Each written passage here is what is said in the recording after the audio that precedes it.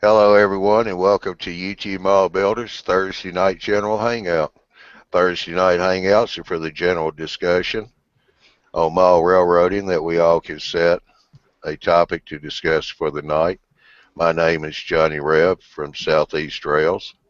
Thursday hangouts are the proud sponsor of the YouTube Mall Builders, EMAG, and the YouTube Mall Builders live show, and the Tuesday night presentations. You can go to YouTubeMallBuilders.com and find the schedule under Tuesday night presentations to see when they're being held, because they're every other week now. February the 9th will be the next Tuesday night show. That'll be, I think, Gino Sharp, and he'll have Miles Hales on his show for February. You can also sign up for the EMAG at YouTubeMallBuilders.com.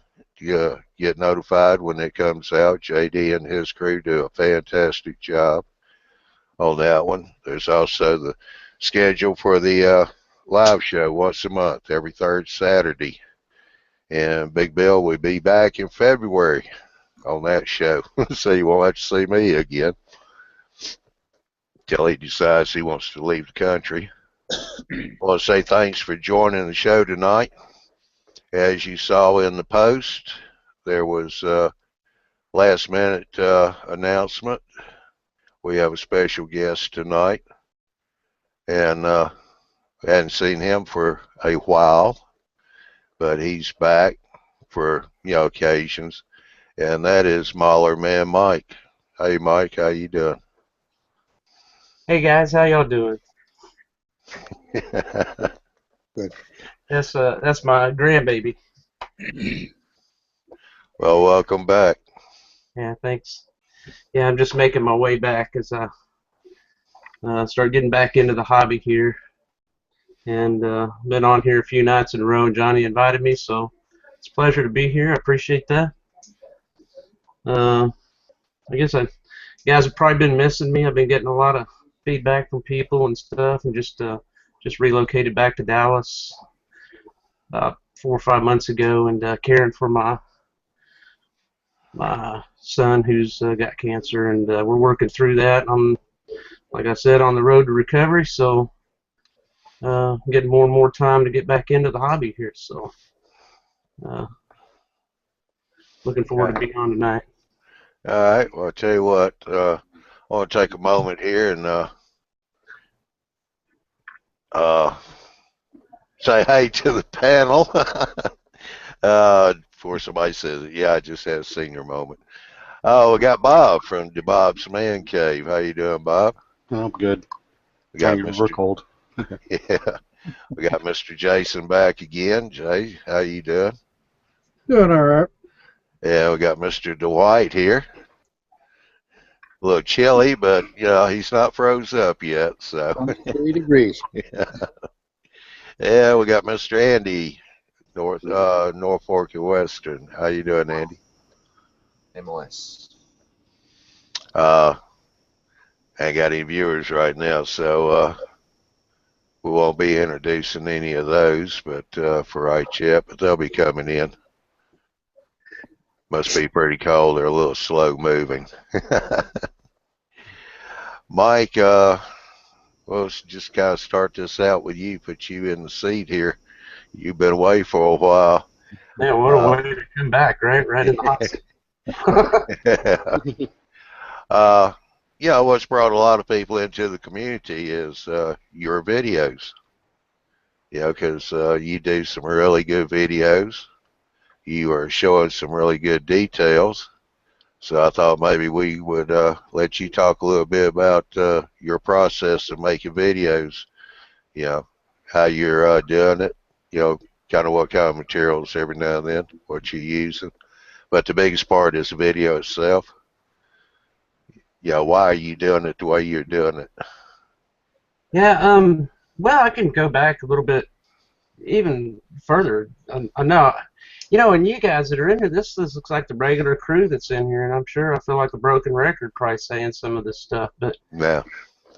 the the desire to create videos, I guess, has to come first before you start creating videos. I mean, you really have to have a want to do it, and that's kind of where I was at. I was teetering on it for a long time, and about 5-6 years ago, I surfed YouTube quite often trying to find good build videos that I like to watch, and there were only a few out there. Not very many people were putting up new ones or anything. So, and there were the ones that I did find, you know, MJ Fudawa, or I'd have to go look and see what his page name is. I sent him numerous messages. Hey, upload some more so I can learn from you. But there just wasn't much out there, and so I just decided to try and do it myself and put something up there in hopes to inspire others to do the same, so that my selfish thoughts would be that I could then lay on the couch in my underwear and watch YouTube videos of others building stuff that I might want to watch. So that's kind of where it all started, and then I've always used, for doing any kind of videos I've been doing, I've always used a software package called Pinnacle Studio that runs under Windows. I don't know if they have that running on any other platforms, but that software package is actually, we talked about this a year or so ago whenever we did that show on Pinnacle Studio, that Pinnacle started out as in Hollywood. I mean, it's originally an Avid software package that several movies were produced. One that I really remember very well is Oh Brother, Where Art Thou? And the backbone to that software is actually what they used on that movie. So whenever I picked software, I just kind of look for things like that. You know, you don't have to have special effects and stuff for building models, but you want to have the fun toys to play with. So. Well, there's a lot of good ones that you can use there free. iMovie. iMovie. YouTube's is not too bad because that's where I started, was on the YouTube editor. Then I went to Pinnacle. And the YouTube editor is pretty limited, but yeah, Pinnacle came out of Avid, and Avid was a $50,000 video editing suite for professionals. Pinnacle's very capable, and they have a Mac version as well, because Avid was predominantly a Mac piece of software. So it's pretty cross-platform, but the barrier to entry is pretty low on that thing. You know, it's not as easy to use as, say, iMovie, but it's entirely usable if you'll spend 30 minutes learning it. Yeah, I don't even think it takes that long. I think if you have at least just somebody to just say, hey, do this and do this and do this, then you're on your way. You know, so and a lot of these easy software packages, like you mentioned, Johnny, like Movie Maker and iMovie, and those, you know, they do the job. There's no question. I mean, that's plenty enough to get some videos up on YouTube with model railroading, no question. But that was kind of where I was at. I mean, I figured out the software I was going to use, and sat down and just started kind of planning some videos to put together, and I knew what I wanted to see, and I also knew exactly what I wanted to see, which was close-ups of people building models, close-ups and an understanding of the products that they're using to build those models, and seeing it from start to finish, and not in, I guess I can say, not. Some people like to watch 5 hours of video, somebody building something and watching the paint dry and stuff. I'm not like that. I want to, you know, so the videos I make, I crunch them down. I'll take a build that is, you know, it's taken 4 or 5 days to build and crunch it down to a 20-30 minute video just to get the meat in the video. And I believe that's what makes a successful video, and I'm not tooting or anything, but I know that works because of the number of views that I have on my videos, and it's not just people coming once; they come and watch many times, you know, and I think that's the only way you can get higher numbers on the videos in our community. So, but all in all, that's kind of it. I mean, it kind of all moved pretty quick whenever I started doing it, and I'm just like everybody else that's out there. I mean, I'm that guy sitting on the couch, you know, wanting to learn, and that's where it all stemmed from. And I'm still that same guy, you know. You know, aside from doing all the things I do in the community, I'm one of the founders of YouTube Model Builders and all this stuff. All this stuff is just, it's been part of trying to get people to share and show their stuff. You know, I want them to show their stuff and understand what they're doing. So, but as far as the videos come along, whenever I started producing the videos, I wanted to select a few different things that were pretty easy to put on video and start in with that, you know, and just kind of get my feel for it. And if you watch my videos and the progression, you'll see, you know, I'll spend a little bit of time between each production as I move through some of those videos, and you see them just get better and better and better because I listen to the public. They tell me what they want, and I critique every video to feedback, and so it just worked out okay. We've talked about hardware and all that stuff. Man, you can get cheap HD cameras and stuff now. I use a couple of them. I have since I started doing this, but that's it. Is that what you were looking for, Johnny? Kind of how I got in and what I do with it, or? Yeah, I mean, your videos are not really, you know, they've already built it and they put it up there. They go, well, this is what I built, because you're actually showing, you know, what you're doing, how you're building it, you know, how you keep it square. That is something, you know, and I've mentioned before. And, you know, there's really nothing wrong with that. Me personally, that's not the type of videos I like to watch, but there are a whole bunch of videos up there of people that display their stuff and say, you know, look what I can do. And they don't tell you anything about it. They say, look at this great model I built. You know, they don't tell you who manufactured it, you know, who shipped it to them, where they got it, you know, what paints they used to paint it with, and what glues they use. And you know, I know, like, even still now, I'm looking for it. I'm probably going to have to do one, a wood structure. I have not found any really good wood structure building videos out there. So that inspires me to do that, you know, to try and put a couple of those together in hopes that, you know, it'll inspire others. I know that after probably 3 years, I've got some, I think they're 2 or 3 years old. I know that a lot of people that I've talked to, I've inspired to build videos like this, and we're seeing a whole lot more of them on there. I mean, if you go look back 2 years ago, before my first video was released, there were a whole lot of step-by-step. There's one guy, and I hope everybody can go out and check it out, because really, I think watching his video was the inspiration for me to really kick this off. Was his ID on YouTube is Art of Modeling, and he's real laid back like I am. He walks through each of the steps. He's not in a rush. He'll explain everything that he's doing.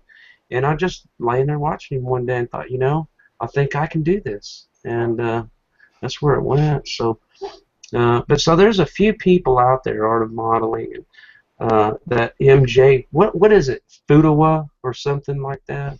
I don't know. MJ Fujiwara. Yeah. I don't exactly pronounce it, but that's you know, kind of phonetic. Yeah, but if you search for like M.J.M or FU, whatever, you might come up with this guy, and he does in-scale modeling, and he built several small little structures, you know, out of wood, and goes through, shows how he makes his stain and all this cool stuff. So Yeah, he's only a few. I'm sorry. He's exceptional.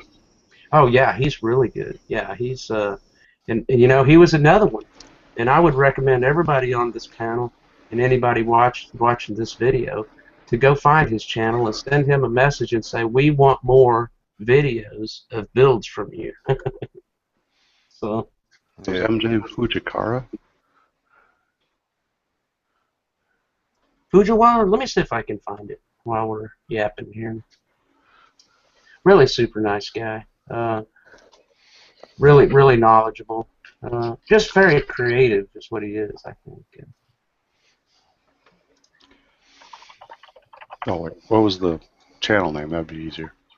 Yeah, actually, what I'm going to do is I'm going to find his channel. Yeah, just post it in the chat over here. Yeah. Well, And that way Johnny can add it to the description on this video later, because that's definitely one that everybody needs to find. He is a genuine artist. Like Trolls Kirk is one of those modelers. However, he doesn't do enough videos that shows what he does. He just shows videos that highlight what he has done on his layout. And he's done a few that show how he does it. But man, what I wouldn't give for a few more videos from Trolls Kirk on how he does something. Yeah, I think that's kind of, you know, they were talking about, actually, Johnny, I just watched, I think today, they're still in the process of watching a few of the live shows and stuff, and there was one of the shows that somebody had talked about the other day, on one of the ones that I was watching, where they were saying that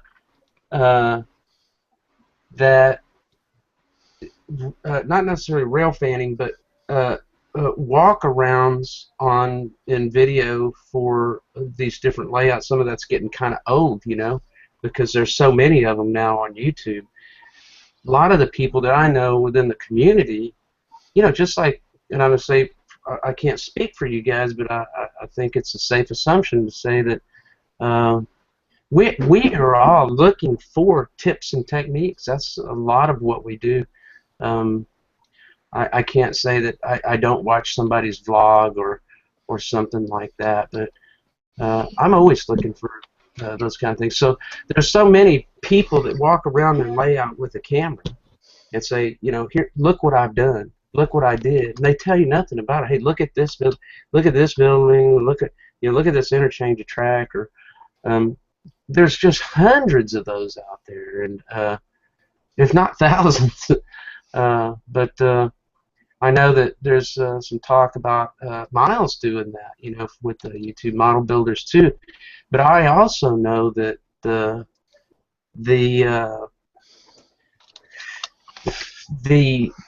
model railroads that he goes to are exceptional model railroads, and Miles understands a lot of that about those railroads, and doing those through Google Hangouts, we'll be able to ask questions. Hey, Miles, so, you know, what is that structure? What is this and what is that? So there'll be an interaction with that, which is going to be totally a new way of doing these things, instead of just watching somebody. And I can mention Arthur Houston, no negativity here, but he does a lot of these walkarounds, and I enjoy watching them. Don't get me wrong, I do enjoy watching.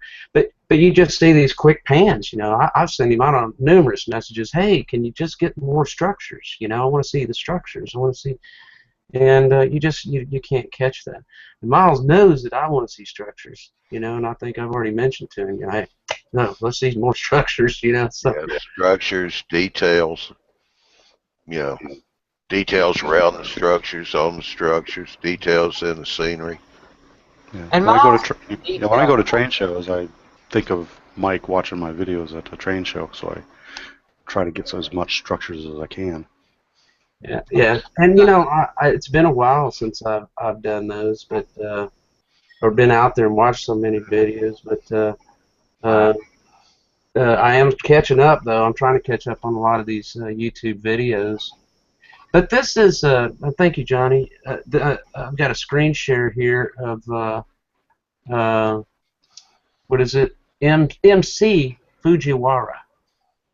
So if you have not subscribed to this guy, I would say, if you haven't seen any of his videos, you need to. That is an N-scale styrene shack right here. And he's got a couple of others that are, I believe they're wood.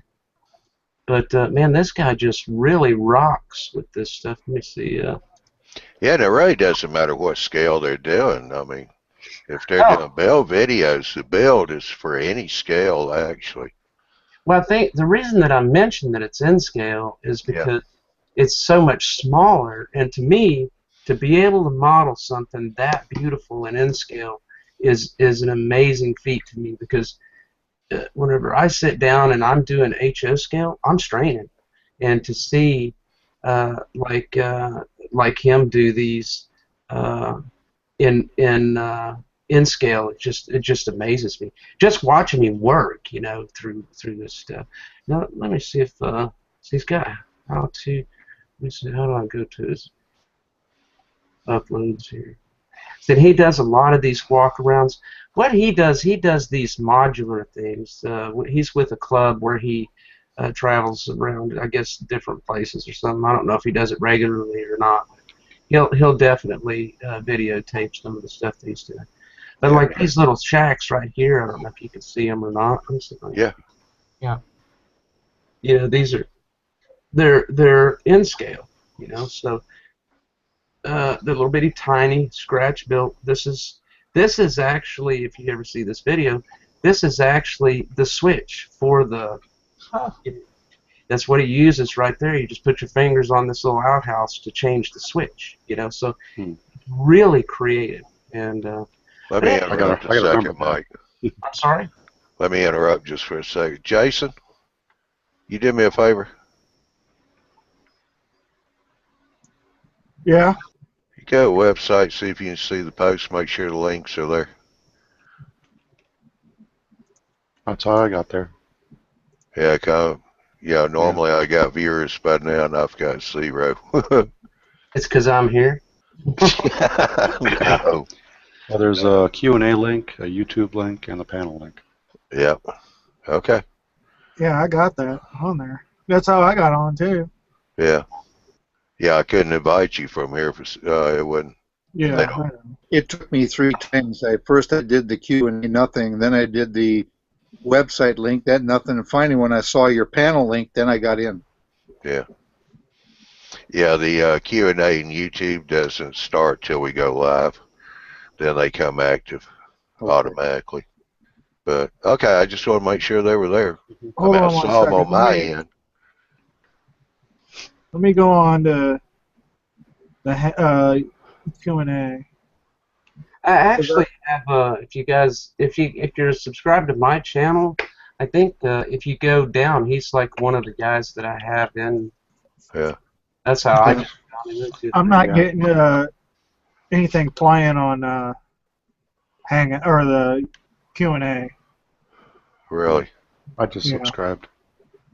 Okay, so if you're already subscribed to mine, then you can go. If you go down, I've got here model structure building videos from YouTube. This is a list of videos that I found and I like. This guy here too. These guys, like I say, these are from 4 years ago. These are the only ones that I could really find.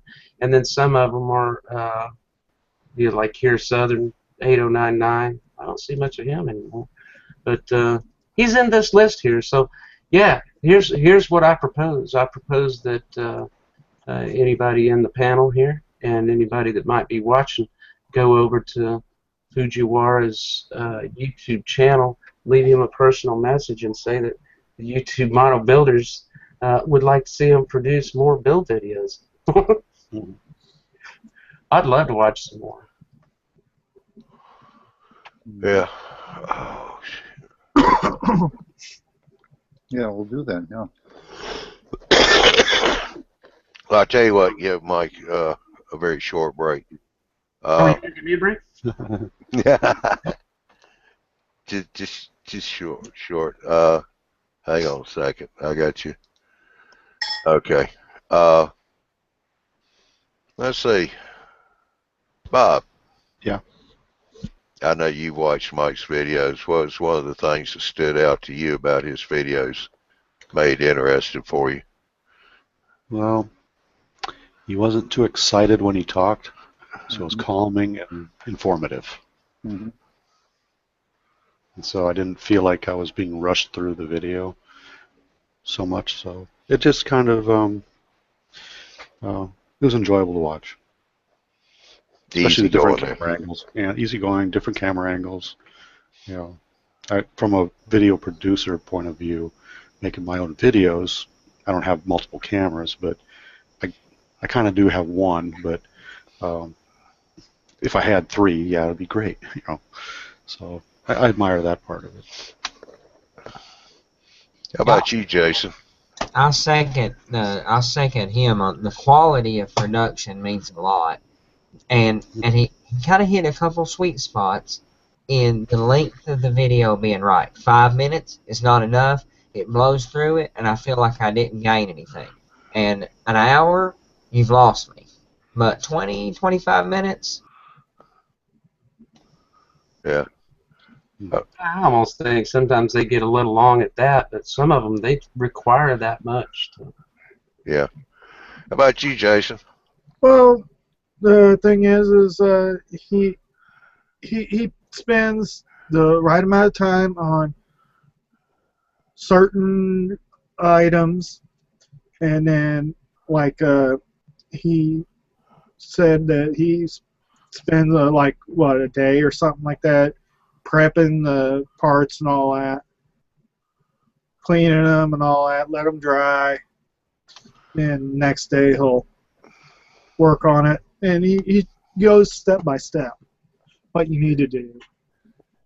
Dwight, you got anything you could add to that or want to add? Or It's hard. They've said almost everything, but I agree with his demeanor. He talks like he's not coming across like he's this know-it-all. It says, you know, I make mistakes, but I'm learning like along with the rest of y'all, like he says. And yeah, I like them very much. And you're right, Andy. He takes his time, and Bob, he talks in a nice, easy manner. And it's not this hyper, get it done, get her done. You know, just let's back up and well, go to the sink and wash your stuff out.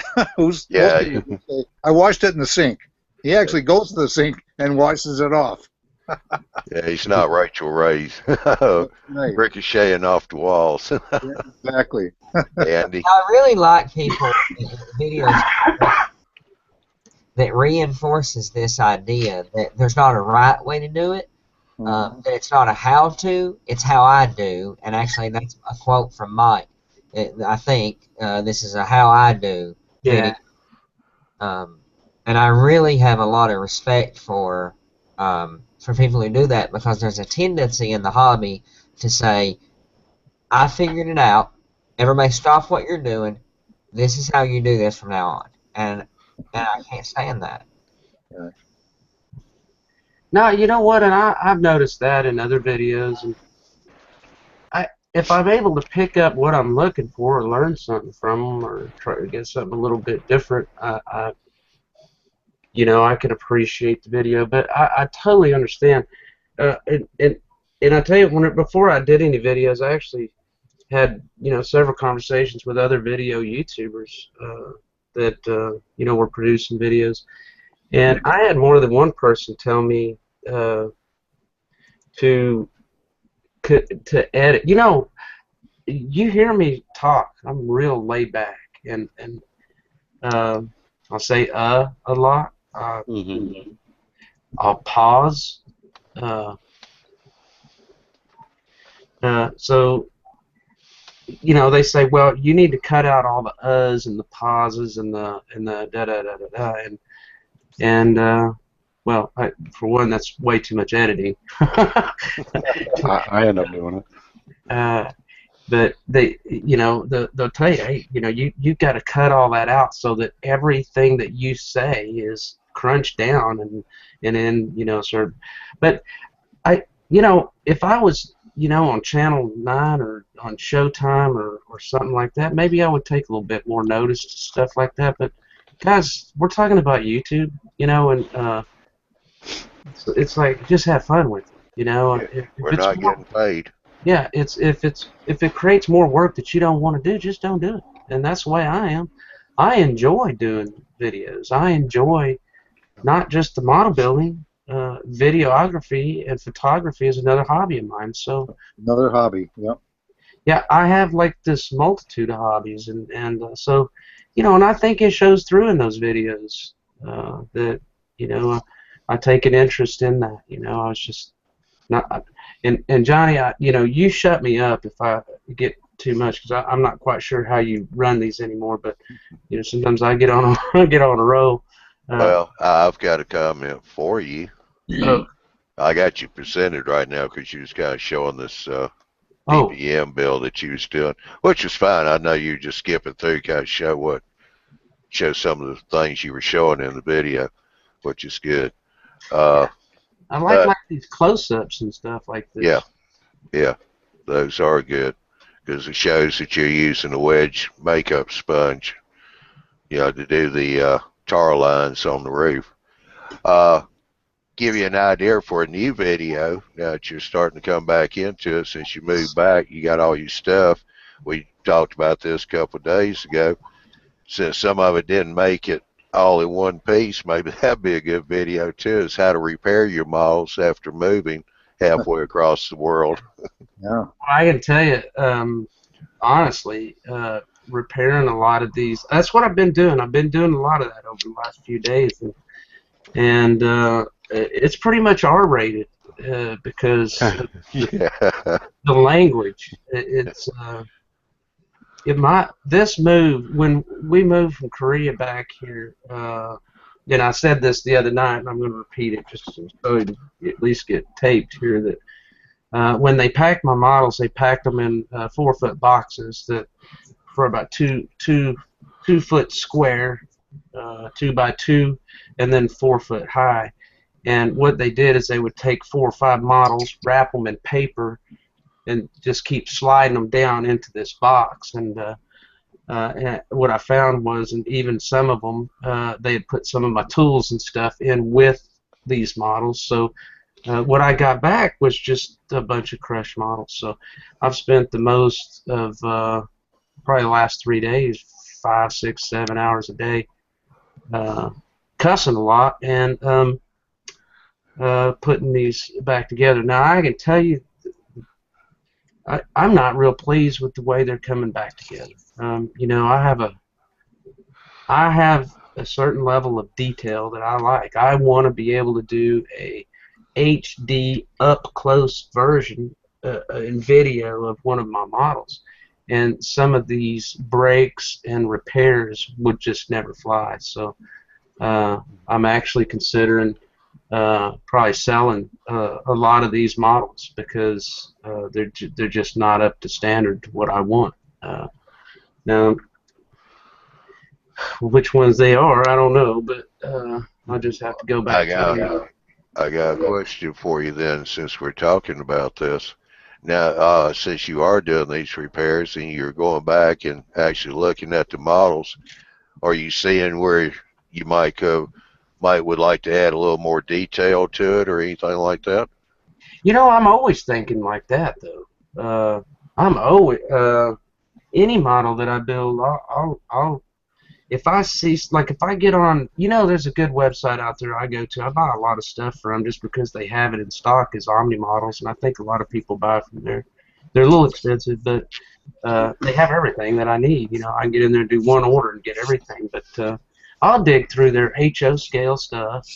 And I'll do the same thing on Amazon or eBay, and I'll just do a search for HO scale anything, whatever it is I'm looking. Just I might even just put in HO scale, and it'll come back. It's like, and I'll give you a good example of this is a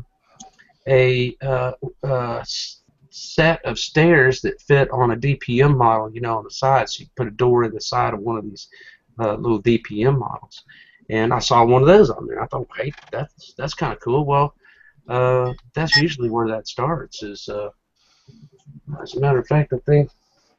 I tell you what, why don't you cut your screen share off? Oh.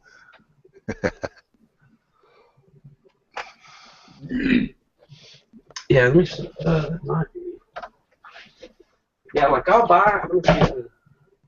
While you're talking about that, I'm going to put a plug in here real fast for anybody that makes it up here to Buford, Georgia, to Trainmaster Miles. He's going to be having a lot of parts bags. You have all kinds of detail parts, windows, doors, and all that. You know, that he's putting together in a Ziploc bag, sell for probably about $5 or so. And there was a whole aisle of that stuff down there when I was down there. I kind of I spent some time with that. I really like that first kit you showed that has that door on the side that has that little box. It was really common on inner city buildings around the 1950s. That was very, very common. I see that on a lot of structures. And to not have to scratch build that little thing, not like it would be a big deal to do. No, it's not. As a matter of fact, you could almost take that and just duplicate the parts, out of balsa, Yeah. I do Mike, it a lot. I'll buy a kit. back up a little bit. Can't see Yeah. that. I'm not talking about for resale. I'm talking about for personal use. That's awesome. Yeah, I like that. There's not much to it. Yeah. Back off your camera a little bit. Johnny, what you said I about like working with wood. Myself, personally, I have better luck with wood, but I really like that little kit. Who made that?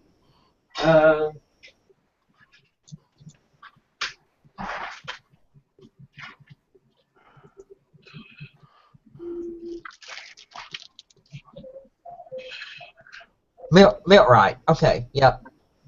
I've seen them. I'm going to order some of those. No question about it. Yeah, so they're cute little, What's that, Dwight? no, I was saying you were talking about down in Buford, the hobby shop down there. That sounds like an excellent place to get those bags of parts of walls and stuff to make backdrops, against the wall that you could just glue against the wall without having to do a lot of work. He's not selling those anymore. That wasn't a good selling item, so. Well, and what he's saying is you buy those bag of parts and skit bash them. Those bag of parts are perfect. It might not be a kit complete enough for a background building. Right. Yeah, some of them will probably have, some of the walls and stuff in them. Well, that's something I wanted to mention to Mike about what he was talking about there on some of his damaged buildings is don't dismiss the capability. Okay, when you're building a model, you have a tendency, we all have a tendency to build the model unto itself. But on a layout, you can see one or two sides of it. So keep that in mind, Mike, and don't get too disheartened. But as you build a layout, you may very well be able to hide it with details. Place them in such a way. Yeah, so I'm always thinking, of, as a matter of fact, some of this stuff, I mean, I see it in the real world, and, and I think, well, there's got to be something out there if I, try to keep from having to scratch build something. I don't mind scratch building if I have to, but usually buying a kit, you'll save half the time, because I build the model itself. Whenever you get it from the manufacturer, is just the canvas for me, So, well, if you're trying to build a whole layout, you can't scratch build everything. So you have to go your battles to accomplish a whole layout build, and you can't scratch build everything. Right. Johnny, did I answer your question? I'm sorry if I missed it. Yeah, you got it. But anybody got any questions they want to ask or comments? Well, I went to his site today and looked at his different builds. I've seen them before, but I just refreshed myself. And I like the fact that how you showed. A lot of people don't think about that, about using your sanding sheet there to make things square and to get all that angle, on some of the design preservation walls. I don't think a lot of people think about that. What? Also not painting where you're going to put glue. Simple things like that, that's good to know. Yeah. Well, I'll be honest with you. Like, whenever I did my first DPM building, I didn't mask before I painted, and I didn't know that I needed to sand those sides down. That was my very first DPM building that I did. I don't know how long ago. And, of course, that caused nothing but problems, right? The thing just falls apart. So, it's kind of funny because whenever... and I don't know how I wind up plugging. Every time I talk about DPM models, I wind up plugging Brian. Brian 102256, I think is. Yes. because Brian had built a bunch of DPM models out of a kit that he got, and just seeing the video, I could see he didn't do that stuff. And so that was the main reason why I created that DPM building that's up on my channel right now, was to show him everything I was doing, everything I learned from building DPM buildings. And that was one of them. Those, you know, when they come out of that mold, they have wedged edges on them, and you have to take those down, and you have to square them up. And what a pain in the rear end, but. Well, the other thing, I see you have the same issue I do. I cannot paint those windows without it making a nice flat. It doesn't gel nice. It sort of kind of runs and kind of globs, and it doesn't. Yeah, I don't know what that's all about. There's something about, I don't know. Well, and I know you guys were talking about this the other night. I think Andy was saying that he can't use acrylic paints so well, but I use water-based acrylics, and I'll just keep adding water, you know, until it gets down to the consistency that I like. And of course, Johnny's mentioned it in here, as many others have commented on the video and left me messages saying that, you know, I need to use a wedged brush, you know, and use a smaller brush. And yeah, some of that stuff's really hard for me to see, and it's getting worse. I mean, I'm probably gonna have to use a magnifier to paint some of this stuff. But yeah, well, you did use the tube acrylic, like Andy was saying. I noticed, instead of out of a bottle. Which one was it? I'm sorry. What? Tube acrylic. Oh, right. Yeah, I do. Yeah. Yeah, I have like I use all this stuff like regular. Yeah, as opposed to a bottle. Yeah, and then a lot of people seem to have trouble with like some of this Americano products, but I do. Yeah, and I'm not quite sure why, because you know what it is. I think a lot of it is it's just a cheaper paint, and it takes a little bit, maybe more practice to get the consistencies that you want. This one, these paints generally you spend more money on, and what is that one you have there, Andy?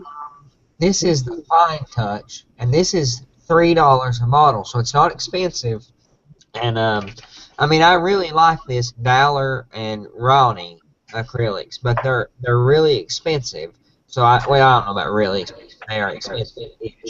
I like them, but for $2.99, these have a rich enough pigment in them, because that's really the difference. How much pigment polymer? I mean, I guess. That's what I was going to say is that.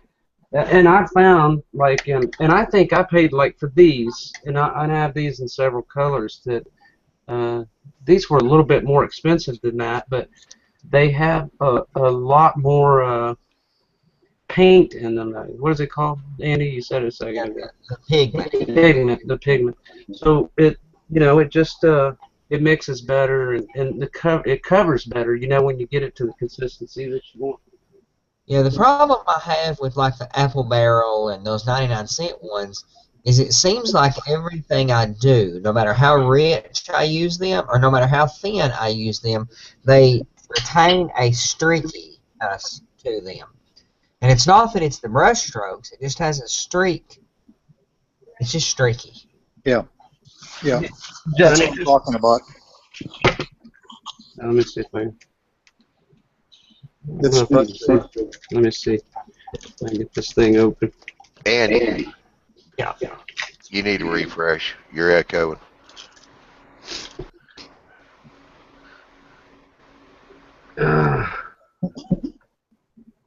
What's that? That's that brush. Oh, back up a little bit. Angled brush. You just cut yours, you buy it angled.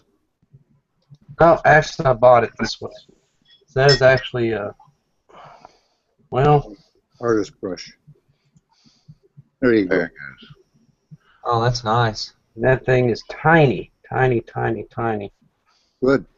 I'd still trim about half those bristles off so it wouldn't be so thick. I would too. Yeah. But yeah, that's a good angle. Shorten them down to make them stiffer. you know, I get more control. I mean, sometimes you need a soft brush, and I've stole a few. My wife's gone to the store, so I can say this. I've stolen a few makeup brushes, and that is these makeup sponges are my favorite trick in anything, period. And Mike's the one turned me on to using the doggone things. Oh, they work fantastic, right? Well, I mean, actually, weathering powders, not so much chalk. Like I'm working with chalk right now, but the actual weathering powders are the same thing. They're chalk pigments with an oil or petroleum base. They are the same thing as makeup. Right. We are just putting makeup on our models. Mike, once you get back to your desk, would you check see if you're on your default mic? I am getting a little echo out of you. Oh, you need me to leave and come No, back? I just check your default microphone setting up on the gear in settings. Sometimes that helps. Check it? Yeah, see if it's on the default mic or whatever mic you're supposed to be using. Is he on the old-fashioned one? We're getting echo out of your. No, I only have one microphone, so. Okay. Well, I only have one plugged in. You want me to Yeah. just exit and come back in? Well, you can. Yeah. Yeah. Your speakers are too loud. That fixes mine a lot. Yeah. Yeah. Tell him this trick I got from him. I've got a lot of tricks from Mike.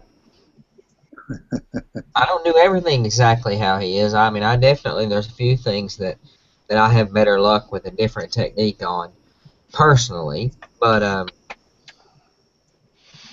his weathering, that's awesome. Always some kind of technical problem. Yeah. Mine does. It does it. I mean, Andy gets to doing it, and he has to refresh. Yep. Dwight's, kind of echoed a little bit from time to time, and he does refresh. But sometimes he just goes back, reselects his microphone, and resaves it. Reset, but that's what I did. That takes care of his echo. Mm-hmm.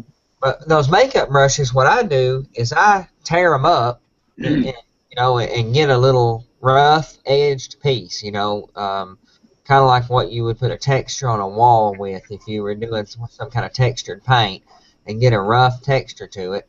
And then I use, these tweezers and that to like I'm weathering coal hoppers, and it makes sure that I get a kind of spotted weathering effect that way. Plus, it's kind of nice to have the handle. I like that. And what I do is just throw that piece of sponge right down in my weathering powders and leave it. And then when I pick up another weathering powder of a different color, it's got a little sponge in there. I just go grab it out and work with it. No, I do. I use those for numerous things. And some other sponges too. Those little sea sponges that I don't know if that you buy them. They sell them for, I guess, bathing. I guess I don't know, but they. Oh, the loofah sponge. Yeah, I'm not quite sure what they're called, but they're. Yeah. I don't have one right Are they here. large? I mean, like a 2-inch by 4-inch kind of sponge? Yeah. They got a lot of holes in them. But you can take, you can take and cut those down as well, and when you put that into some paint and you dab it somewhere, it just does kind of a leopard pattern, And if you do that with several different colors, you can come up with some pretty neat looks for brick and stuff like that. And it also works real well too. I remember watching a video that Miles Hale did where he was doing some rocks, where he talks about his leopard effect, and Leopard body. Yeah. it works really well for that too, where he does individual leopard's body. I think this will sponge would just like do it all for you. Hey, Andrew, how you doing? What's seeing you? Yeah, he's got to refresh Johnny. Who? He's bouncing a lot there. I see it. Who is it? Andrew. How you doing, Andrew? I haven't seen you in a long time. Same here, mate. I'm having problems here. I've got a brand new computer. I haven't got it quite fine-tuned yet. Yeah, because the microphone, you sound way off on that. No, it might overtake the cutting off the screen. There we go. There you Yeah. go. Now the volume came up. Hey, Mike, have you ever tried the micro brushes that they use for makeup? I use these. I don't know if you can see that or not. Heck, I don't even know if I can see that. Micro applicators. Huh? These, if I can get this up here. Yeah, that's the micro brush. Yep, got- that's what I was asking you. Have you tried that for painting around them window sills?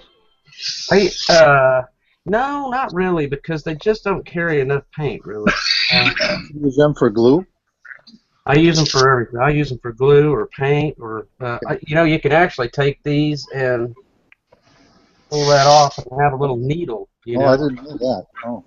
Yeah, I do that once I've used it. I use them for applying contact cement because that's how I lay my track is with contact cement. And I use the smallest micro brush to apply the contact cement and MEK diluted mixture. But I pull the end off from it and use the needle end of it because it's better than a toothpick. And this end works great for mixing paint or whatever. I mean, I have a bunch of these, and I have them different sizes too. Well, when you talked about mixing paint, one thing I've done, learned a long time ago, I'll put a couple of BBs in the jar of paint, Mm-hmm.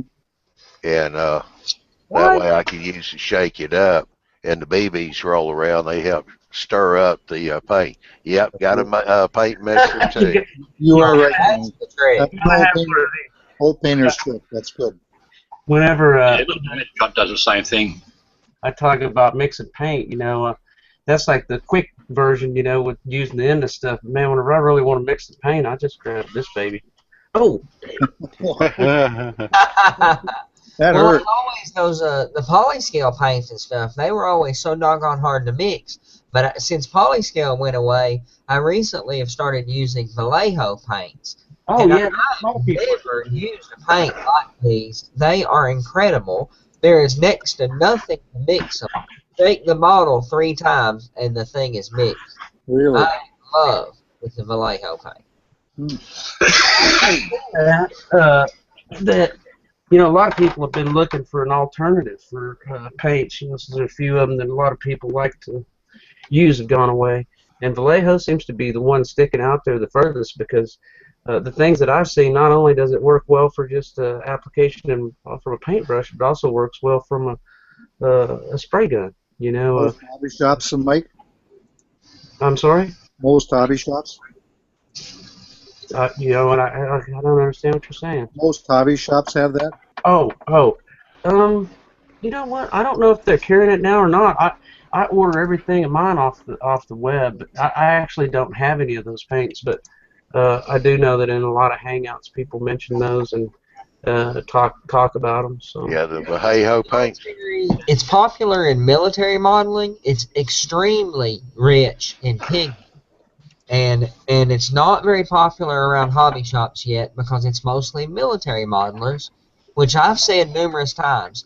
If you're a modeler caring about quality and weathering especially, if you are not paying attention to what the military modelers are doing, you are missing out because they are way ahead of us when it comes to. I agree. Look, Dwight, look at the Hobbytown USA website because they do carry it. They carry it also? Yeah, the big store that we have over in Marietta, Yeah. they have a huge selection of the Vallejo paints. Yeah, I'm going to pick up what Andy was saying. I'll pick up some of that graphite, and when I'm there, I'll get those too. But I'm going to a huge hobby shop in St. Paul this weekend, and they have a lot of military models there. And They will probably most definitely have the Check 'em out. Vallejo paint. I'm going to check them out. All right, I'm going to go ahead and keep the mic right now because we're at the 11 o'clock mark. And one question before I do the public announcement, Mike. You ready? I'm ready. How's it feel not to be in the control seat and just one of the guests? Wonderful. I can actually say, "Hey guys, I gotta go. See you later." And you're on normal time. Yeah. Now, and The rest actually, of us. you know, to just kind of key on that, you know, the fact of the matter is you know, 4 or 5 months into a lot of this starting, uh, uh, Barry and Bill kind of took over like the live show and stuff, and so you know, I've kind of been on the back end of a lot of this for a long time, so it's kind of nice. Now, I was way more busy on the back end than I ever was sitting in that control seat, Yeah. uh, but yeah. So while you're doing your thing there, Johnny, I'm gonna take a break here and check some. So I'll be back here in just a couple of minutes. Okay? Yeah, you gotta check on that horse, hadn't you? Yeah, that's right. I got to water my horse. Yeah, still got a shoe problem. Okay, here we go. Public announcement. Thursday night hangouts are a proud sponsor of the YouTube Mall Builders, the e-magazine, and the YouTube Mall Builders live show. The website is YouTube Mall Builders, all one word, .com. I also apologize. I cannot tell you why, but obviously the Q&A is not working tonight. Jason has gone out, checked it for me, and he said it's not coming in. So I don't know what to do with it or how to correct that problem. I know Google's been doing updates and stuff, and so it could be that we got a little snafu on that one. So hopefully, yeah, sorry about that. I know people would have liked to gotten in here and ask questions. I know Professor wanted to get in here and give Andy a run for his money again. But I do apologize. I don't know how to correct that on this. I'll talk to Barry, see if he can give me some ideas of what to do when this does happen again. I know Gino had a problem one time too.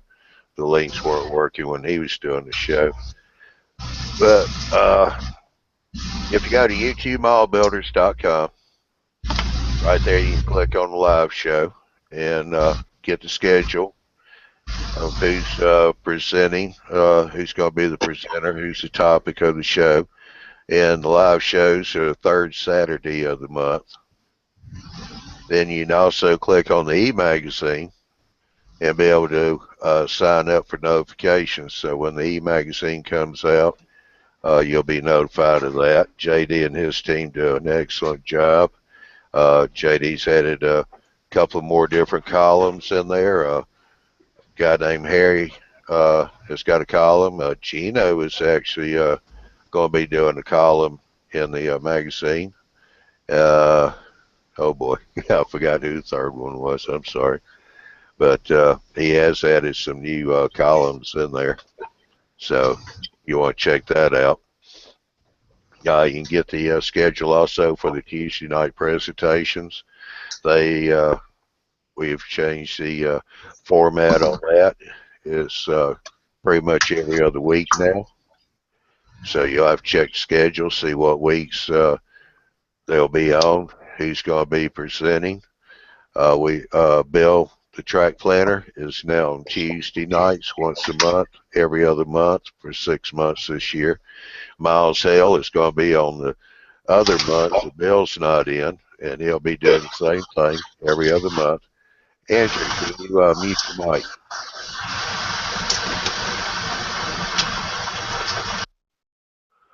But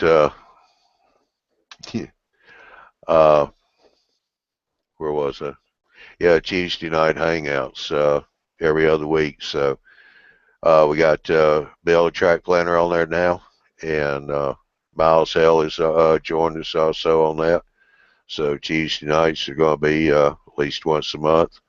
You know, we'll have some good shows there. Barry and Mike are still doing their tech shows. They do a good job with that.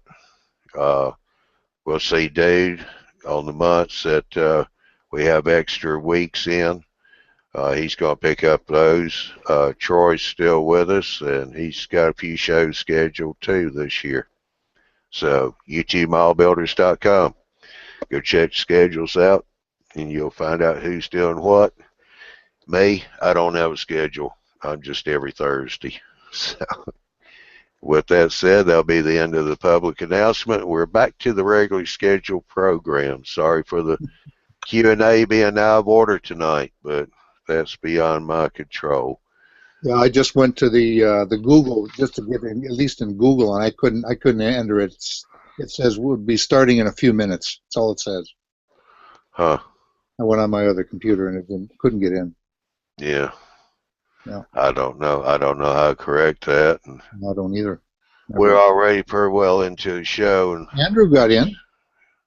Huh? Andrew got in all the way from Australia. You know, that something's right. Well, he came in through the panel link, the posting. Yeah, for the panel link, yeah. Yeah. All right. Anybody else got something they got a comment they would like to make, question to ask? Yeah, I have something. All right. I was just thinking about it, you know, and I try to put this out there whenever I can because I believe it's something that should be said. Well, even like with you, Johnny, I guess they're shout-outs, I guess you'd call them, but I don't know if you guys are aware or people watching are aware that we're watching a recorded video that Johnny is one of the first people that was involved in this too. I consider him a founder of YouTube Model Builders along with everybody else, and the work he does with YouTube Model Builders is absolutely instrumental. And I can say that since I've kind of been out of the game that there's several people that keep all this YouTube Model Builders running, and Bill and Barry absolutely, you know, stepped right up to the plate whenever all this came about, and we just have some awesome people that take their time and work on this stuff. I don't think people are really aware of the amount of work that goes into some of this, and I know that Barry, Bill, JD, Dude, and Johnny, and Gino, and all these guys, you know, they really do need a pat on the back, you know, and for people that watch this stuff, enjoy it, and take advantage of the things that are provided by YouTube Model Builders, probably should take that time, just pat the guys on the back, because man, it's a lot of work, you know, and I didn't realize, you know, what I was getting into whenever I got into it, but I know that whenever I had the problems with my son and had to move away, I had to dump a lot of this stuff on a lot of people, and you know what? Every one of them just picked it up and ran with it, and you know, what does that say for the community? I mean, that really does it's heartwarming to know that people are willing to do that kind of stuff for free, deliver great stuff for free, and spend their time doing it. You know, they could be modeling buildings, they could be doing something with their railroad, and there's plenty of selfish people out there. I know there are. Wait, we're not getting paid? Yeah, so, but I'm just saying, you know, I mean, these guys, all of them, they're just awesome. You know, I know that Barry and Bill originally, whenever I had to move, I moved from Germany to Korea, and had a lot of stuff set up, and they're like Mighty Mouse. That's what I think of. I think of Bill as Mighty Mouse. He just things started falling apart right before I mean, I was leaving next day. Stuff started falling apart. No, Bill and Barry picked up the pieces, and all I hear is Bill saying, you know, here I come to save the day, you know, and he did, you know, and it's been an excellent working relationship since, and I just don't think that a lot of these guys get the credit that they deserve, you know. JD does an awesome free magazine. A lot of guys on his crew do that. It's just, you know, I just felt like I needed to say that because like I say, I'm going back through and I'm watching a lot of these videos and watching the time that they're putting in, and you know, it's not trying to sound negative, but I just don't see enough people patting them on the back. You know, that I just don't see that, and there's some, no question, but I think if people realize just how much work it was, that they probably take that. And it's like you, Johnny, you know, I mean, you get up here, you do this every week, man. I mean, I know you enjoy it, I know you do, but you get up here and you do it, man, you know, and that's just awesome. But anyway, that's what I have to say. I'll Well, show see, you. I'm in the basement, so I'm hiding from my kid. So it gives you that excuse, right? Yeah. No, I mean, yeah, we've got a really good team now. I mean, we all work together very well. We kick ideas around, kick each other around every now and then, but at the end of the day, it seems to come out right. So, do one more refresh, Mike. Is it screwing up again? Yeah, Okay. that's Well, the old saying, you did a job for how many years until you finally had to quit working, and then you got to do things you love to do. yeah, yeah. I'm only came in tonight because I had a coal train that derailed, and I was so mad about it. I just left it and turned all the power off and walked over here. Yeah. Well, I mean, these shows give people a chance to, find out stuff. If they got a problem, they come in and ask about it. We have a variety of different people here on the panel and a variety of people in the Q&A, and it seems to be working pretty good. I mean, a lot of times we get stuff answered. There's a few questions we haven't been able to answer, but we try to push people towards the right direction. Isn't it cool that we got Australia, Canada, all England? I mean, that's so fascinating. Yeah. Technology nowadays, that way you can do that. Oh yeah. Yeah. Even Georgia. Yeah. All right, Dwight. Now the echo's coming from you. Oh my God, I see it. Yeah, I'll fix it. Oh, Yeah, the only reason I come in here is got nothing better to do. So what I did is I went into the wheel and clicked default and then resaved it. Oh, okay. All right. On the old panel now, we're talking. Yeah. You definitely want to do this in the old version, not in the beta version. Because beta version, we still have an awful lot of problems in that one. So, but Mike has done a great job. He had a good vision. He started out a good thing here. He's giving people a good outlet. To share what they're doing, ask questions, get help on problems they're having. Like he says, it's free. Actually free. Yeah. Mike, we were just saying about. I was just saying to Johnny how the whole world is involved in this. My God, England, Germany, Canada, Australia. I mean, the whole United States. Your legacy at your funeral is going to be he brought the whole world to model railroading or model building. Well, it ain't just me. I assure you that. I mean, it's definitely a team effort. Yeah, definitely, yeah. But it's cool. Well, you were the seed and didn't pray for a crop failure on Sunday. Well, Johnny, like I said, it's kind of funny. We get onto this subject from time to time, but you were, like I say, you were right there in the beginning too when we were testing all the Hangouts and looking for different options to try and get people together. And I think the Google Hangouts was kind of, and you were like there testing with me and doing all that fun stuff, and we'd get in there, start testing, and wind up talking about model railroads. And so I'm sorry it's a couple months late because Johnny and I. And watch the sun come up. Yeah, we did do that many times, didn't we? Yeah. Johnny has a tendency to do that. Take it into 2 or 3 in the morning. Well, when you get on a subject that you like a pretty woman, you'll be up there.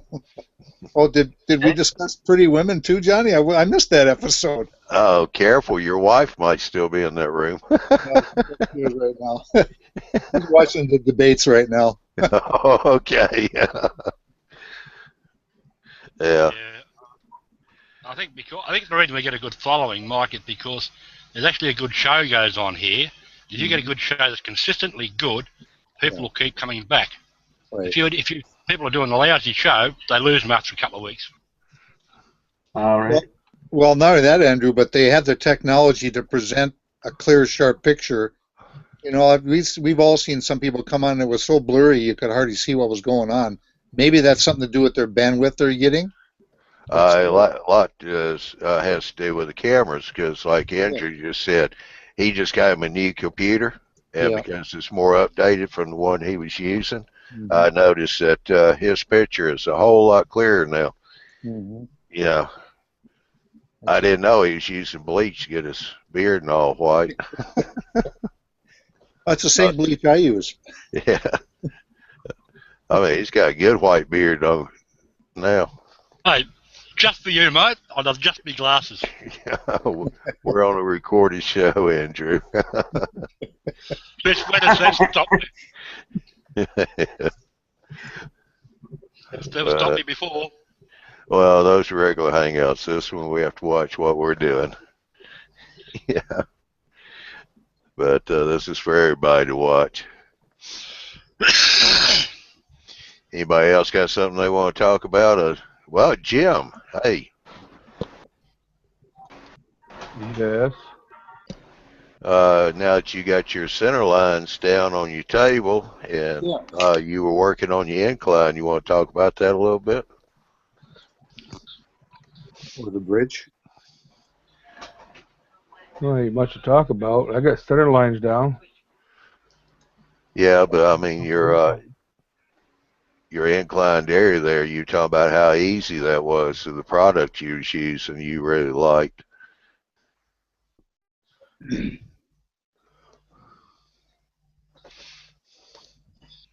Yeah, Jim was using that Woodland Scenics foam incline.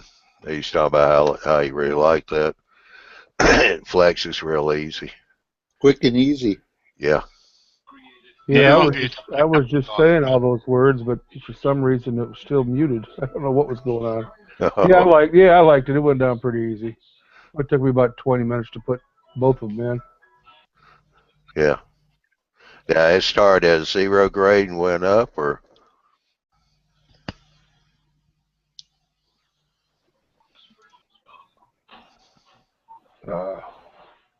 Yeah. It starts at a 0. It was a 3% grade. You can get them at 2%, 3%, or 4%. And I don't know. Like I say, they work pretty good. And I did notice my one section I've got on them because they're like 6 sections and you put them together. One of my sections where they go together has got about a 1/16 of an inch higher than the other one. So I'm going to have to call Woodland Scenics and I don't know if they'll replace it or what. The other side, that section was fine. So you could probably sand the bottom of it and bring it. Well, I'm not going to do that. I paid good money for an item to be right. I want it right. Yeah. So I'm not sanding on something. But it's at the top anyways. The bottoms, you lay them on the flat surface. And it's going up an incline. Well, the next piece that you slide up to the one, the piece before it is about a 1/16 of an inch too high or too tall. And I'm on the understanding these from Miles Hill, these were all machined. So if somebody just got one wrong and didn't throw it in the garbage or something. Mm-hmm. Is it only off by 1/16? Is that what you're saying? Yeah, but I expect it to be straight on like the rest of them. Yeah, I can get that, but I mean 1/16 is probably. And I understand call them and complain. I'd probably do that too if I wasn't happy. But a 1/16 is probably not enough to affect. It might be a heavy 1/16, but it's there. I can feel it. All the rest of them are as smooth as glass, transitioning from one piece to the other. So these run $15, $16 a set. Takes 2 sets, one to go up, one to come down. So I mean, for the 30 some dollars I spent, I expect them to be right. Yeah. But people know me. That's the way I am. Yeah. Yeah, pain in the butt.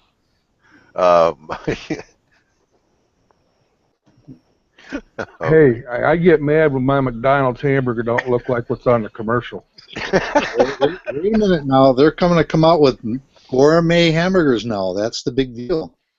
Mike, as far as your lower third, you might have to go in there and resave it since you get to come back up. That's There's all I a could tell you. Mine didn't work at all. Didn't even display. Yeah.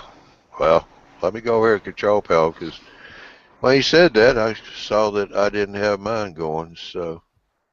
I mean, I put mine up and it'd show like a bar that's supposed to be there, but nothing would show up in it. Mine did populate, but Yeah, I got mine to show up. Yeah, there's mine. It came on. Yeah. oh, that's who you are. Yeah, that's who I am. I mean, if y'all type anything in the chat, I only get a quick blurb here on my screen above your name. I'm watching the Q&A in case it starts working again. Yeah, I'm not expecting that tonight. It looks like. Yeah. Yeah, that's a real bummer, too. It Get is. Mike in here and the Q&A doesn't want to work.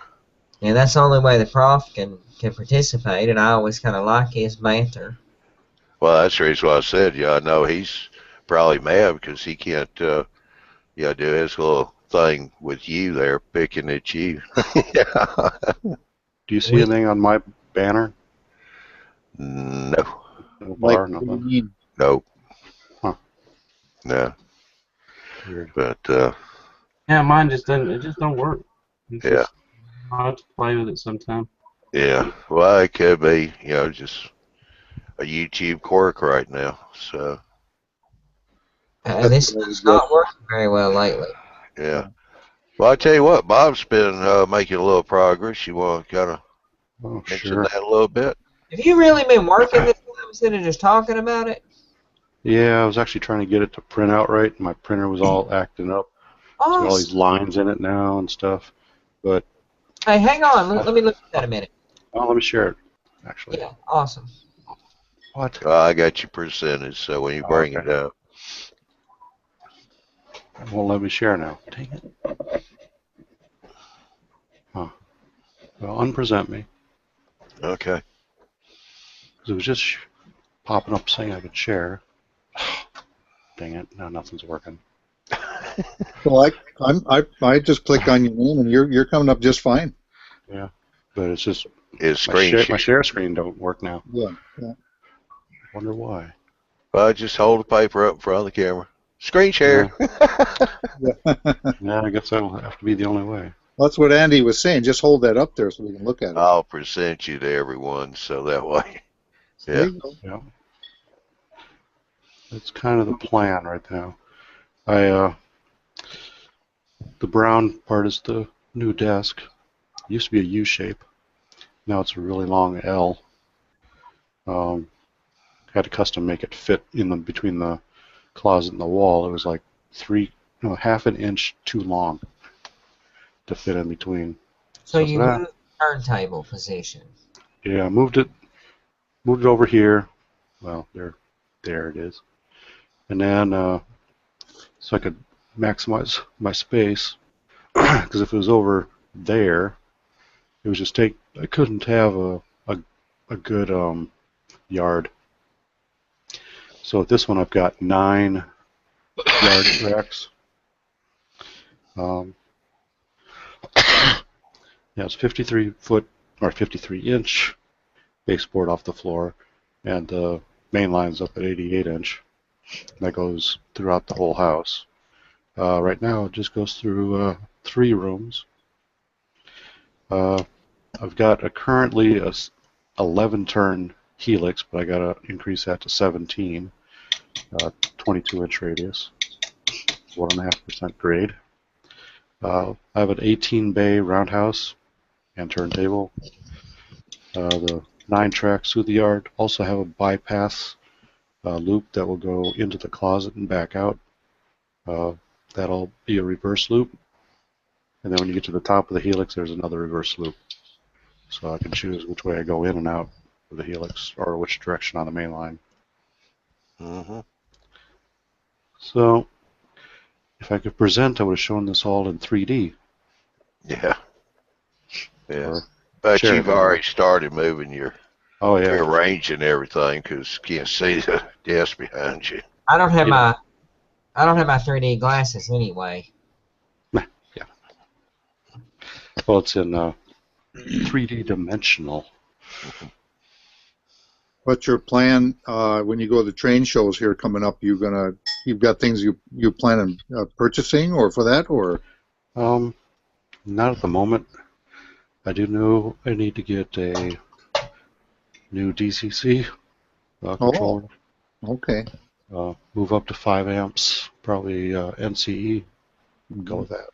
Mm-hmm. Well, there's two shows, Bob. There's a smaller one on Saturday. That's a large show, but it's a smaller one. Right. Just to let you know. Okay. And as you can probably see in the room, there's part of the table over there on the wall. Yeah. And Batman. some of the table pieces. And there's what's left of the layout up there on the ceiling. Yeah. Basically, everything on this side of the wall is going to get tore down and rebuilt because it's got to fit the helix. So I don't know what I'll run into. Yeah. Sorry, I got a cough. But Where do you put your? How do you hide your wiring? Is that behind this, against the wall and the baseboard there, or what? yeah, all the wiring is going to be on top, at least up there. And I run a base bus line up there, and I'll also run probably an accessory line for the 5 volts for switching and stuff like that. But I started painting the wall. You can see right up in there. It's kind of a two-tone, dirty white, whatever it was. But loop I got to cut through this wall right over here and make the loop come out through the closet and go back around. It's aggressive plan. Yes. You'll have fun doing it, though. I know. I don't have all the track, I don't think, yet. I know I don't have all the switches. I mean, I've got a lot of switches, but they're all Atlas switches. Some of them are broke. So, like that. I may contract with Dave to make me some switches. But I haven't decided that yet. Didn't you say the other night you were going to stay at a minimum of number 6s? Try to. The yard probably go to 4s, depending on what I'm throwing in there. I know the big engines can still go through that 4, but they don't really like it all the time. But it'll be going slow anyway, so. Well, 5, that wouldn't be too much longer, would it? Not too much, no. They probably negotiate a 5 a lot easier. Yeah. You have any steam? Yeah. Got a big boy and 844. That's where I would be worried about a 4. Yeah. The big boy would be the problem. The Kato, not a problem at all for the northern. It'll go around a 9.5-inch radius. They built it so well. Yeah, Jason's over. He's got his workbench going now. He's got a camera on it. He's going to be cleaning out that other part over there, so he start a layout sometime here in the near future. So you're talking about hobbies. Well, computers. That's another hobby. Construction of railroads, that's a hobby. Kind of electronics technician by trade, but I don't really get into that too much anymore. And then, well, I like playing adult hide and seek out in the woods.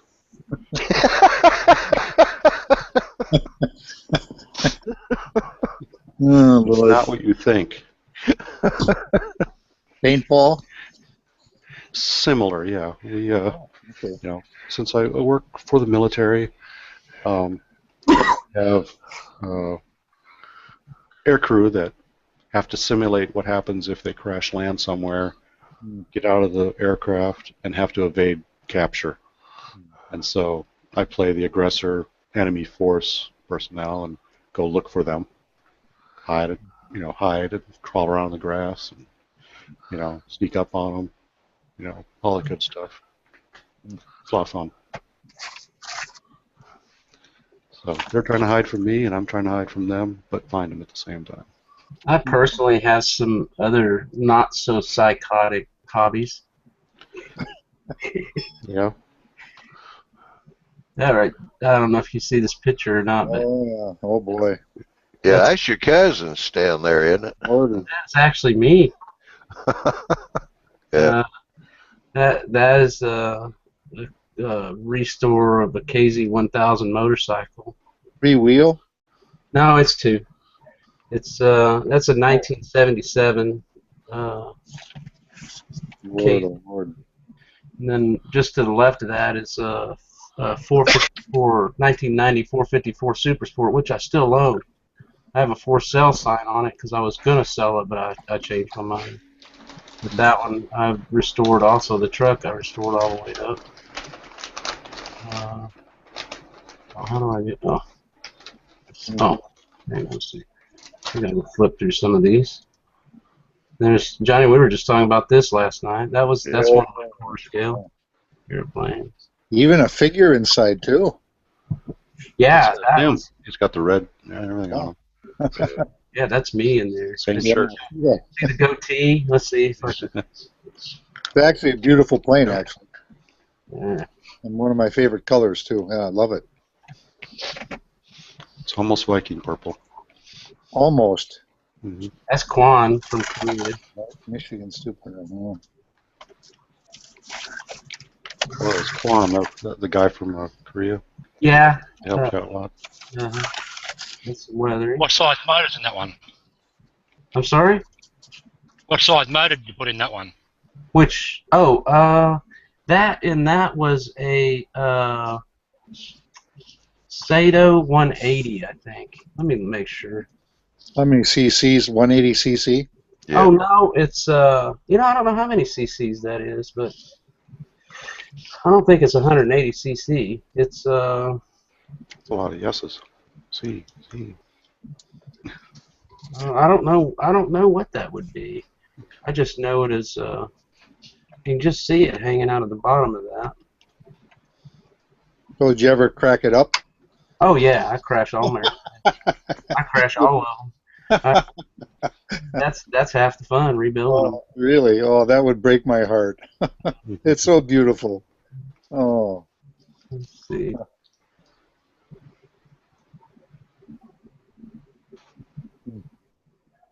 Yeah, I got a Oh, here's some woodworking. I made both of my sons for Christmas one year. I made both of them one of these chess sets. Very nice. Very nice. Yeah, it's made of walnut and oak, and it's got a brass inlay all the way around it there. That's some of my scratch builds. It's me with my guitar.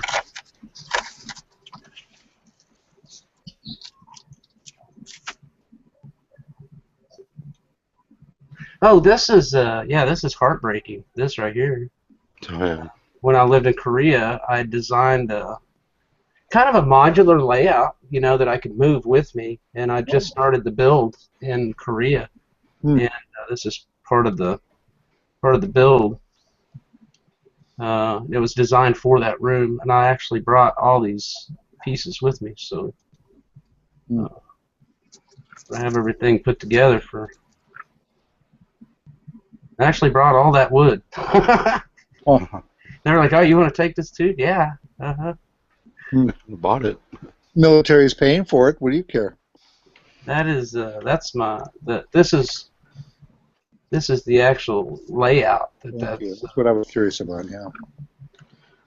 Well, the military does kind of matter when they're paying because they only pay for a certain amount of weight, and after that, you pay the rest. So you do have to be concerned with it, especially from overseas. That's that one. These were kind of cute. I always wanted to scratch build some of these.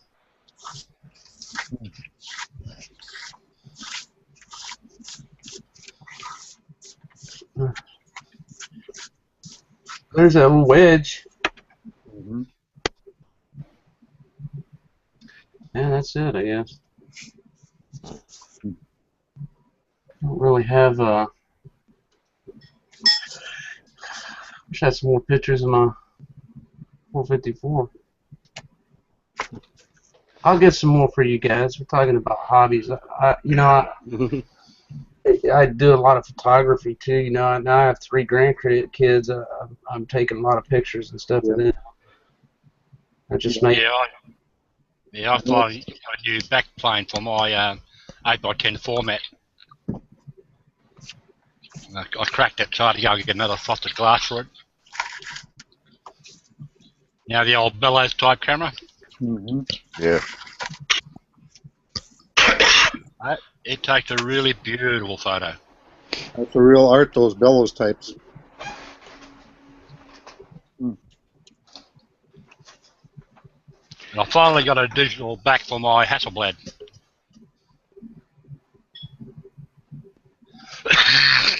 That's a good idea, actually.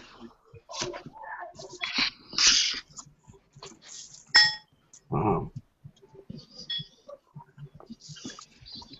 Hey, I'll let y'all watch Jason doing his coal loads, sir. Yeah, let's do that. Yeah, hey, Jason. I've been watching you do this for the last few nights, but I haven't seen any close-ups of these. Does your camera focus well enough to? Yeah, he showed us. Let's see if I can zoom it in. Right now, I'm trying to let it dry some. I'll just put some. Yeah, see, that's still just for what I see on video, what I see on my end. It still looks like kind of plasticky, like those plastic ones do. But my assumption would be is that since you're using ballast, that it would be more detailed, and it just doesn't look that detailed to me. The problem is the ballasts are made of walnut shells. That's why I made my own ballast from Hold it up, granite. Jason. Hold it up to the camera. There's a better view. Yeah, I'll get it up closer because the light's hitting off of it, and it That's has right. a really good shine right now. No, there's a lot of detail in that. Big difference, yeah. You just wanted to put some dull coat on it so it doesn't shine so much. Well, Yeah, and coal actually glistens quite a bit on the prototype.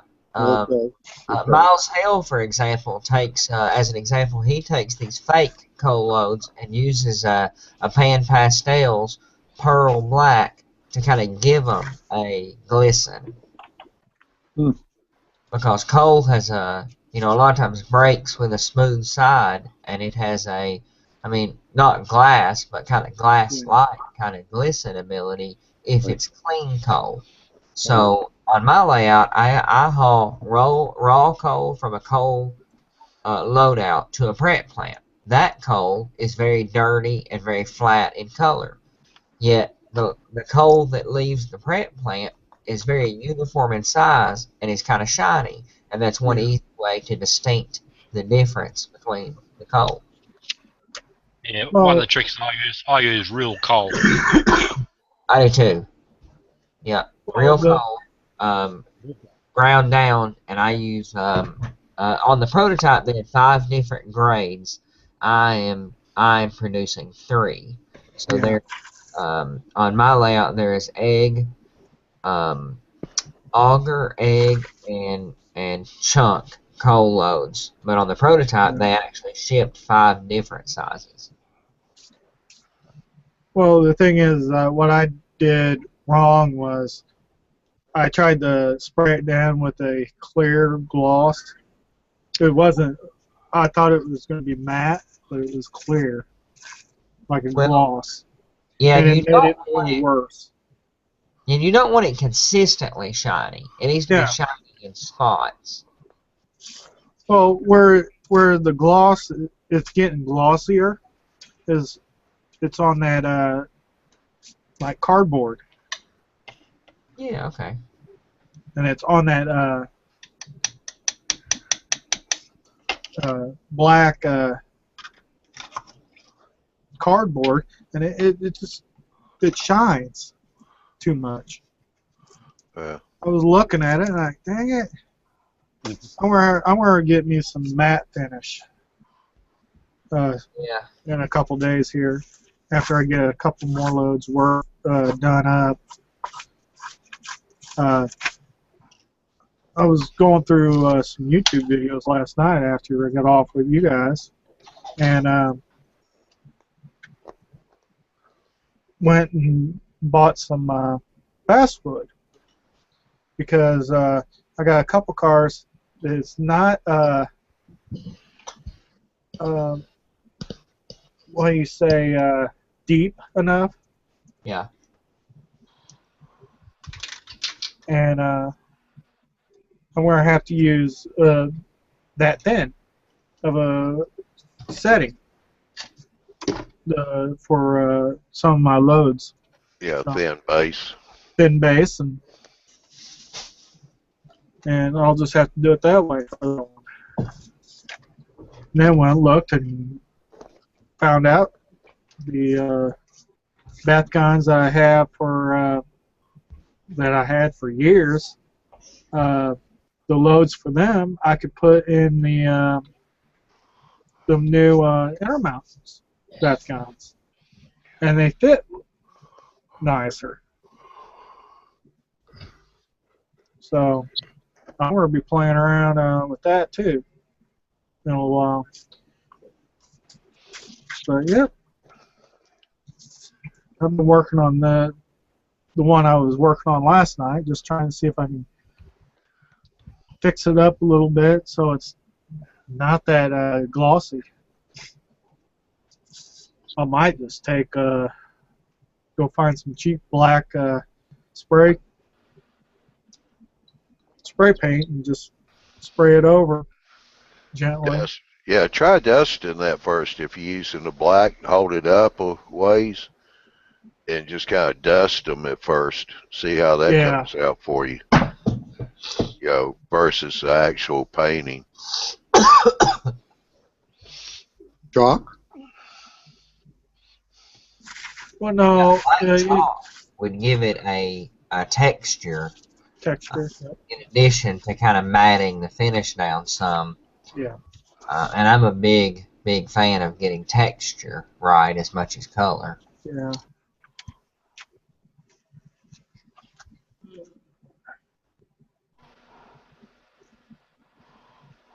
What are you talking about? Just getting the glossy look off that? Is that what you're? Yeah.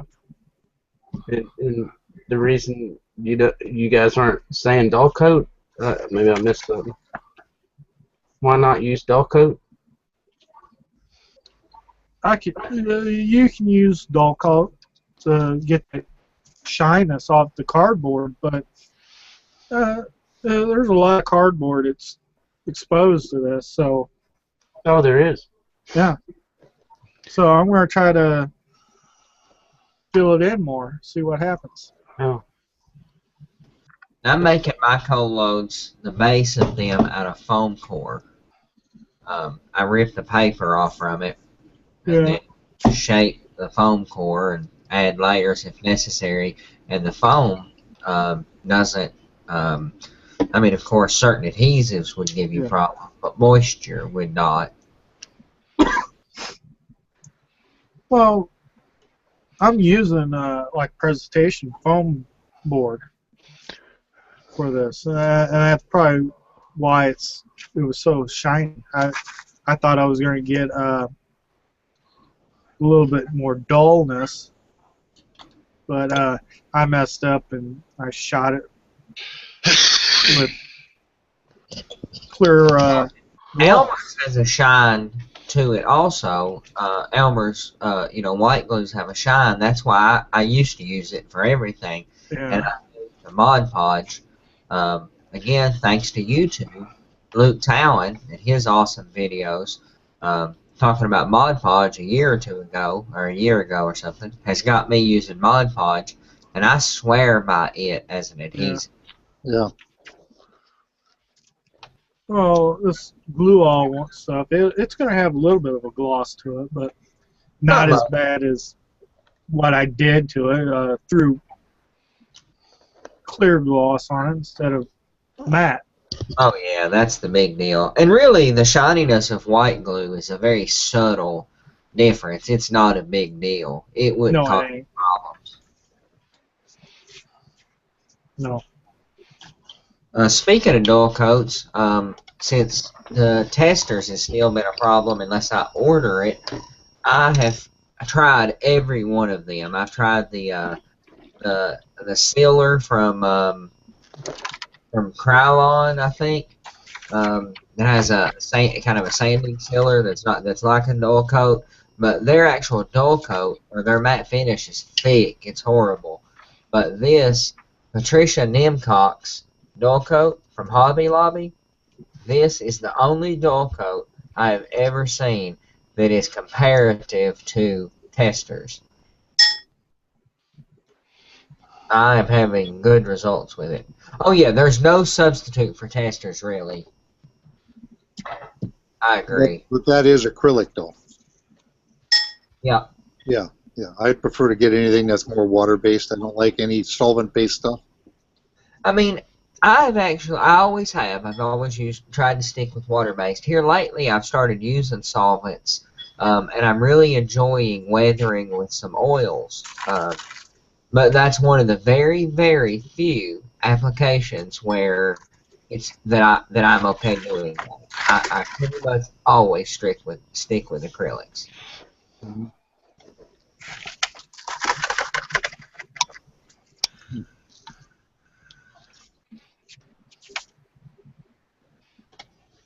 Hey, who was, forget the name of the fellow that was showing his engine that he was having trouble with that 282 the other night? Remember, Johnny? Oh, who Chris that? Healy? Huh? Chris Healy? Yeah, Chris, thank you. Well, I just got my email today. Mine's coming back from Florida already, and I just sent it in last week. Huh. So I wrote him back and I said, could you tell me what you did to fix it? Because I want to let Chris know. They What probably brand? just rebuilt it. They put new card in it and all that. What brand? Maybe new gears. Mm. Broadway. Broadway Limited, yeah.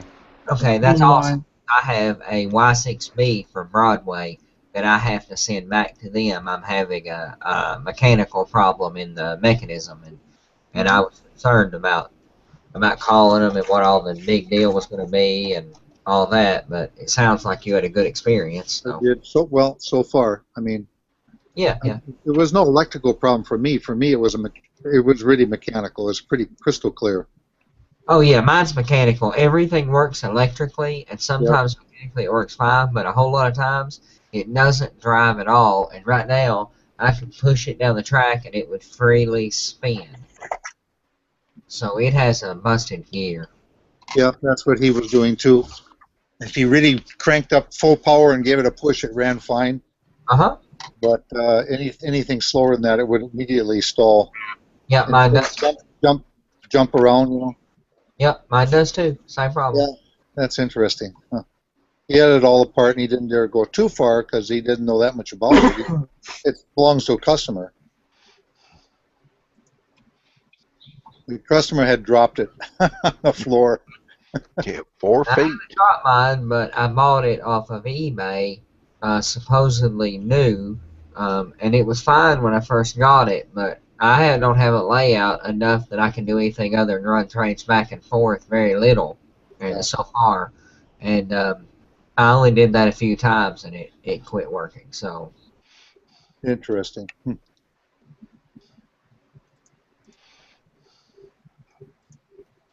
Yeah. Anybody else got anything?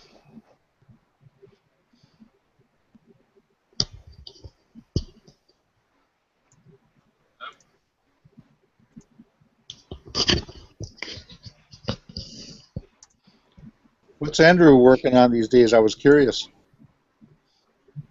Well, on a few things. I'm getting a laser driver cutter built. Oh, how you doing on that project? Should have all the parts. Should be here middle of next week. All right, I'm the looking bad- forward to it. I followed along everything you've done on that because I'm very curious about building a CNC and laser cutter combo unit like what you've done. Yeah. Yeah, the presentation you guys did was really good. I enjoyed the presentation on that. Oh, Andrew? Yep. Before I forget, Troy wants to get a hold of you, so if you got his email, you might want to drop him a line. Oh, yeah, he got the rest of that fast track for me, I hope.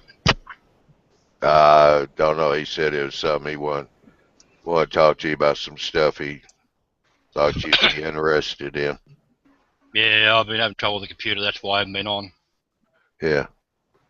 And that cabinet I'm building for my layout, Mm-hmm. I should have the material for that shortly, so I can start working on that. Cool.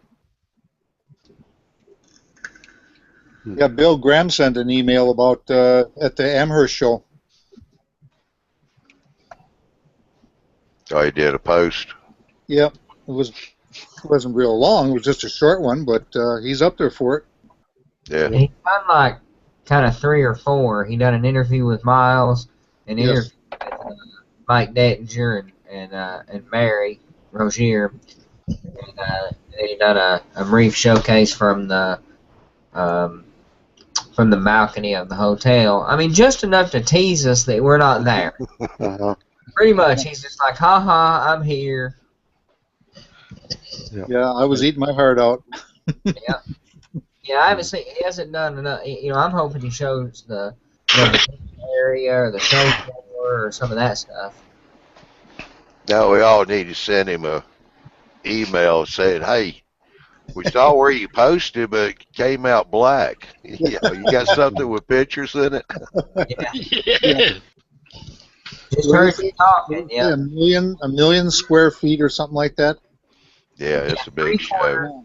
God. 250,000 square feet. That's like Train Fest in Wisconsin. That's huge too. Another one like that. Yeah, Train Fest is number 2 or 3. Amherst is supposed to be the biggest by floor square footage. Yeah, somebody was saying that Amherst is more group of YouTube model builders, team and fans, and big group of us going to the NMRA in Indianapolis in July. So if anybody is anywhere close to that thing, by all means come up and have dinner and a drink with us and enjoy the show with us. I mean, I'm looking forward to that camaraderie. Johnny's buying, isn't he? Yeah, right. He's bringing Georgia peaches. Yeah. Oh, I'd be there if I could. I can't go, but I'd sure love to go. I've been one of those in many years. Well, I've been to the NMRAs and what was it, Greenbrier shows they used to put on, and the America's Greatest Hobby. I've been to some of all of those, and the NMR. From what I hear, the NMRAs went downhill a lot. So I really wanted to go to Amherst this year. So, but it's such a bad time of year, weather and finances and everything. Yeah, last year they had like 2 feet of snow. Yeah, it's really kind of an inopportune time to go, and for me, it's a flight and a rental car and all that. Makes it a lot harder to enjoy versus the NMRA in Indianapolis is a 4-hour drive in my own vehicle. So It's more like 11 for me. I don't have any sympathy. You can make it. I got faith. Yep. Oh, I can do it. Amherst was only a 20-minute drive from my son's house, but he didn't want me there that time of year. I can't go to February. Oh, well. Well, if you're interested in N-Scale, scaletrains.com is going to be announcing their N-Scale line this weekend at Amherst. Awesome. And I'm not an N-Scale guy, but everything those guys are doing, I'm fascinated with right now. Yeah, me too. Oh, Bob, want to let you know that you told me Trainmaster's Hobbies was on their list. Yep. They're more than just on the list. Oh, really? So I got there Wednesday night. I was talking to Mike, and I said, "Hey, I heard you's on Fine Scale's list to sell their product. Well, Well, if you go out there and look on the shelf, it's sitting there already. I got it in, Yeah. about a week ago. So Mhm. he's only got the kits. Right. That's Yeah. all. No That's all they're locomotives. putting out right now. Yeah, the No locomotive. $13.95. Johnny, no locomotives on the shelf? No, they're not out yet. Yeah, not their brand of locomotives. I mean, he's got a bunch of locomotives out there. Yeah, but not from fine scale. Yeah. Or scale trains. Scale. Trains. Yeah, scale trains. Yeah, Well, I think so they, do you all. Well, Bob and I will be both looking at their booth at the Twin Cities show, so in a couple of weeks. yeah. Yeah. That's the main reason I'm going up there next. You know, I'm going to get a That's free right. hot dog from somebody. Of course, the hot dog. Yeah. Just mustard. Yeah, some places get mad if you put ketchup on them. That's right. They'll kick you out. Mhm. I've heard a couple of restaurants there, and like it's up in Chicago or something. If you ask for ketchup, they tell you it's time to go. You are right. Yeah, really true. Put ketchup on a mustard in Chicago, you get a dirty look. Yeah. They ask you to leave out. Well, I tell you what, it's coming up on the witching hour, so Okay. anybody want to volunteer after show? Hangout? There's a link for it. Y'all can see your chat windows. I got Q&A yet. Jim's got one. Yeah. So if you click on that, it should take you straight on into the Hangout, and they'll close this out for you. So let everybody know. Baller Man Mike, appreciate you being on the panel here. Thanks for having me. Glad to see you getting back into the swing of it. He will be up in the front lobby signing autographs for $4.95. Yeah. He's a lot cheaper than Big Bill at the shows. Better put his pot on so we can recognize him. He doesn't have change for $5, so it's just a donation. Yeah. But thanks, Mike, for coming in. Glad to see you back. Thanks for all you do. Yeah. So I tell you what, with that, let me get my stuff going here. I wish they make it easier to do screen shares. You have to go through all these buttons. It's 11 o'clock. Yes, it is. No, it's Yeah, that's my midnight here. That's It's time to rock. All right, ladies and gentlemen, I want to say keep checking back in on the YouTubeModelBuilders.com website for all the latest news and info on the Tuesday night presentations, the e-magazine, and the live show schedules. The live show is once every month. It's usually the third Saturday, 9 o'clock Central Time. Same time as all the Tuesday and Thursday night presentations. The e-mag is a bi-monthly, comes out every 2 months. Excuse me. That one came out a couple of weeks ago. Another great issue that JD and his team has put out. He's also, I think on the next issue, he's added a few more extra columns in there. So you want to check that out. Chino is from our Tuesday night presentations is doing a column in there as well. The Tuesday presentations now are every other week, so you'll need to check the schedule. Their next scheduled Tuesday night presentation will be February the 9th. Will be their next one. So don't forget, February is a leap year. This is a leap year. Thursday's general hangouts, as you well know, is each week. And you can go to the website, sign up for the e-mag, to get notifications when it comes out every other month. Well, thank you for participating in tonight's Hangout. I want to thank everyone on the panel, Bob, Mike, Jason, Dwight, Andrew. Well, he popped out, but Andrew from Australia was here. Andy from Norfolk and Western. Appreciate y'all coming in. Again, Mike, good seeing you again. Thank you again for what you've done in starting the YouTube Mile Builders community and what it's been doing and helping everybody out. And with that said, we'll put this one in the can. We'll see you next Thursday night. And thank you. Yep, thanks. Yeah. Everybody have a good night.